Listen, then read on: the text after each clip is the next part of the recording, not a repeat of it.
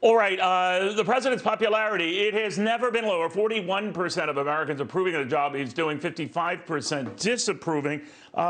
Richard Fowler, Fox News contributor, he's had very, very good read on things, very good writer, thinker, American radio show host, Forbes contributing writer as well. Richard, you think that this might be more than just sort of like a general indictment, that this is actually coming from usually reliable Democratic bases, including the African-American vote? Could you explain?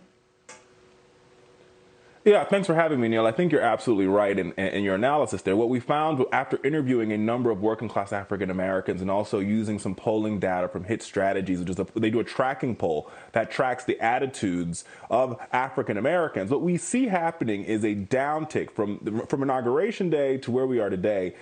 Literally sloping as far downward as possible is the president's approval rating with African American voters. One of the main reasons for that in our interviewing and our reporting we found was this. Black voters feel as though the president's not having a direct conversation with them. They feel like they have real issues and the president's not talking to them about their issues. And as we all know, what we saw in the last election is Joe Biden got to the White House. Democrats won control of the United States Senate primarily because of overwhelming black turnout in places like Georgia, Michigan, Pennsylvania, Wisconsin. And so he's going to be depending on these voters in the midterms. And right now, these voters aren't too happy with the president. And I think this is only going to get worse as we see the Omicron variant heading our direction. You know, these are typically, if you think about it, Richard, reliable Democratic groups. It would take a leap for some of them to go Republican, would it not? Because you always hear from Democrats, oh, where else are they going to go? But they actually could go elsewhere, couldn't they?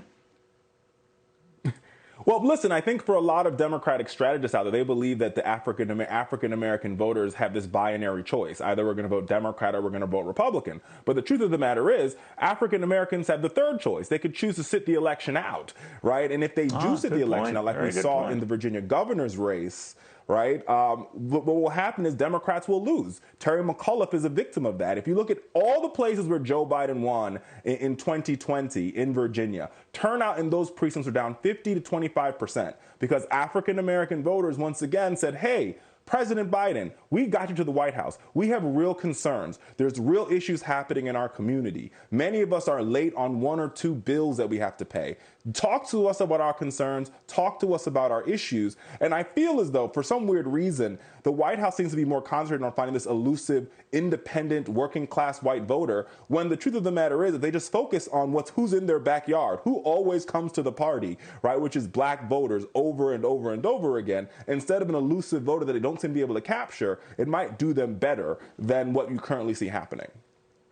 Richard, do you buy, or you do great reporting on what party luminaries are thinking in terms of out to 2024 and this growing quiet call for the president not to run and to find an alternative to him?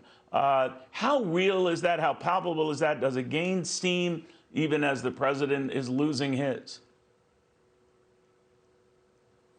Look, I think that Joe Biden has a real shot at winning the 2024 election. Low key, even though I think it's very likely that the Republicans will take control of both the House and the Senate in the upcoming midterm elections, I do believe if Joe Biden makes some changes and sort of tries to re-steer this sort of ship in the right direction and talks to his base, right, the voters that got him to the White House. Remember, these are also the voters, Neil, that got him out of the primary. Think about the South Carolina primary where African-American voters said, we are standing by Joe Biden. And if he just engages with them and talks to them about their issues, he would do better for himself. I think he took a big blow with the decision by Joe Manchin this week to not focus on Build Back Better. But once again, if you talk to black voters, they don't know what's in Build Back Better. Many of the policy proposals in Build Back Better, African-American voters support, but they don't know what's in it. They don't feel like Joe Biden and the White House and the Democratic Party is having a real conversation with them. And until the party does, the party's most loyal voter might sit on their hands in this upcoming election.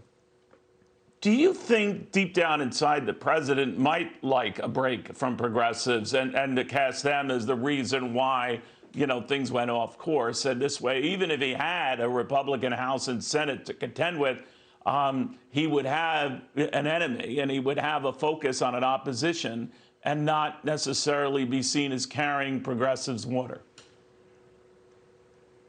Well, I don't really see this as a sort of progressive versus moderate in this sort of binary debate. I see it as this way, and I think my reporting speaks to that, is where are the people that got you to the game? Who brought you to the party?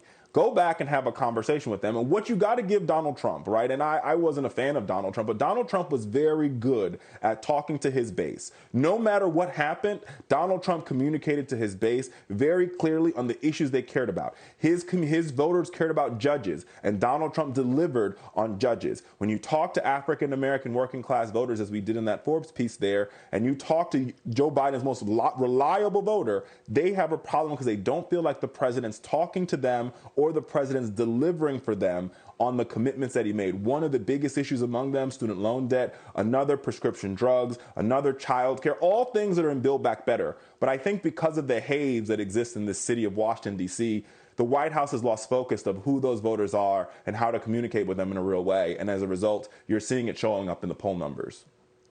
Well, you raise a good point. Progressives didn't make him the party's nominee. Decidedly less so did, and the party's base did. So that's an interesting argument. Richard, thank you very much. Hope you have a Merry Christmas, my friend.